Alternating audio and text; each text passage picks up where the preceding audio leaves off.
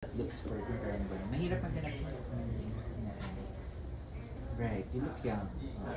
So, mga pageants nag-join ka na rin? Actually, first pageant lang po yung nasaya ko. Then, hindi na po ako. Anong pageant?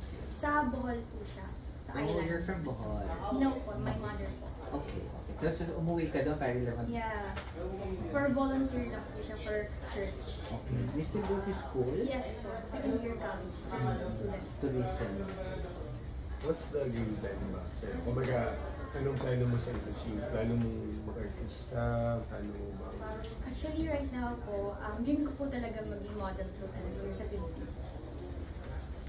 How's your social media following?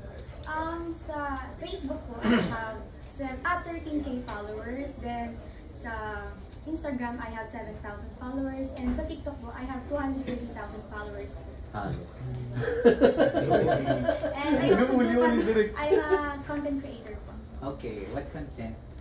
Like beauty, lifestyle. Like I love traveling, and also I love doing my makeup. What's the...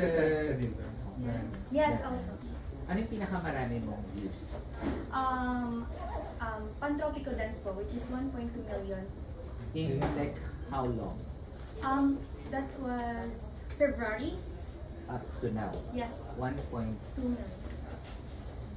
Sample. Isa ba? Isa ba ulit direct?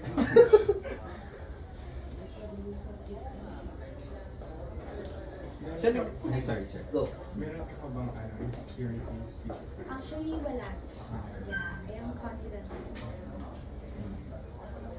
Confidently beautiful with a heart. Yes. Ano yung, I know, so sa TikTok, nag-affiliate marketing ka na, For now,